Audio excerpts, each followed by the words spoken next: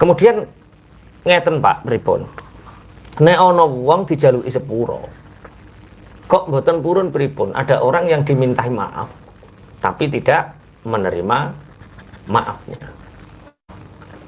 Meminta maaf itu sulit Bapak Ibu, tapi memaafkan itu jauh lebih sulit. Makanya dosa orang yang dimintai maaf tapi tidak mau memaafkan itu besar, termasuk dosa besar. Maka saya pernah membaca ada sebuah cerita ketika Fir'aun di dalam kamar. Fir'aun itu orang yang mengaku Tuhan. Tiba-tiba iblis itu masuk ke dalam kamar, membo menungso. Ditanya, "Hai Fir'aun, kamu tahu siapa aku?" Dijawab oleh Fir'aun, "Aku tahu. Kamu adalah iblis." "Kenapa kamu datang ke sini?" kata Fir'aun. "Aku itu cara bahasa Bojonegoro aku gawok." Gawok itu bahasa Indonesianya apa? Heran. Heran.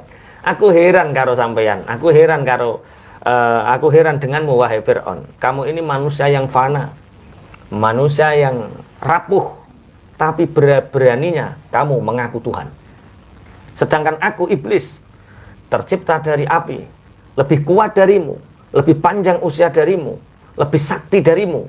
Aku tidak pernah menyekutukan Allah, aku tidak pernah menganggap diriku Tuhan. Maka dosaku dibanding dosamu wahai Fir'aun itu lebih besar dosamu karena kamu menganggap dirimu Tuhan. Tapi ada satu dosa yang lebih besar daripada perbuatanmu wahai Fir'aun. Dosa siapa iblis?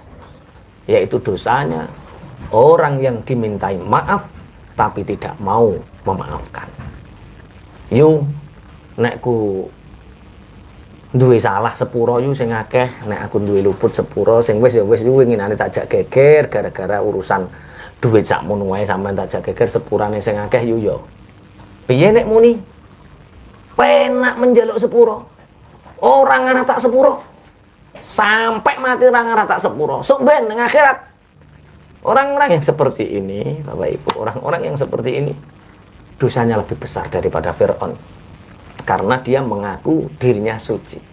Makanya di ayat ini Syekh Abdul Qadir Jailani memulai pembahasannya dengan qad aflaha man tazakka. Sungguh beruntung orang-orang yang telah suci. Siapa orang-orang yang telah suci?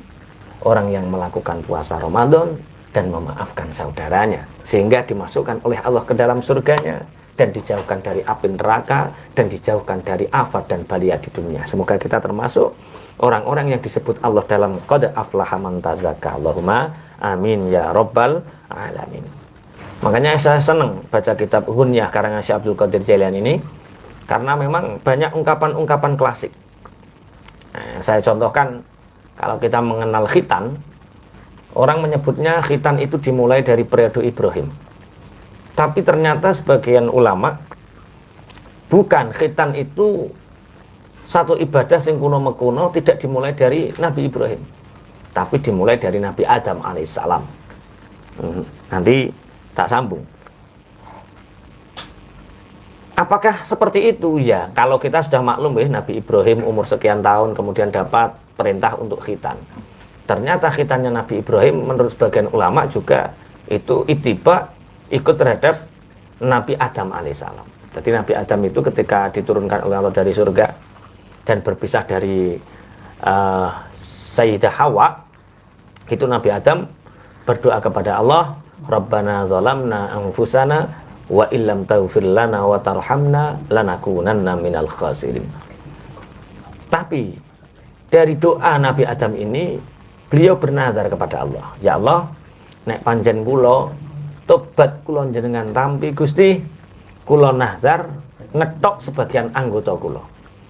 Kalau saya tobatnya engkau terima ya Allah ya Rabb, aku akan memotong sebagian anggota tubuhku untukmu.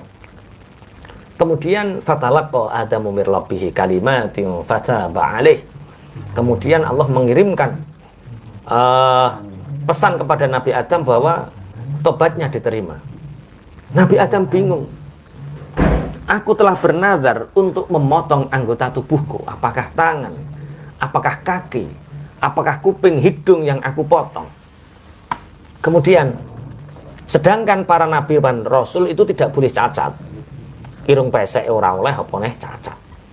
Apa neh drijine coklat dipotong, kakinya dipotong, enggak boleh. Akhirnya Allah memberi wahyu kepada Nabi Adam, ada satu anggota yang ketika dipotong itu menjadi sempurna, tidak menjadi nakes, tidak menjadi berkurang. Memotong apa? Ternyata Nabi Adam disuruh memotong ikut. Nah, ikut itu bahasa Indonesianya apa? Pokoknya kuwi lah. Yang tidak Jawa nanti tanya yang Jawa ikut itu apa.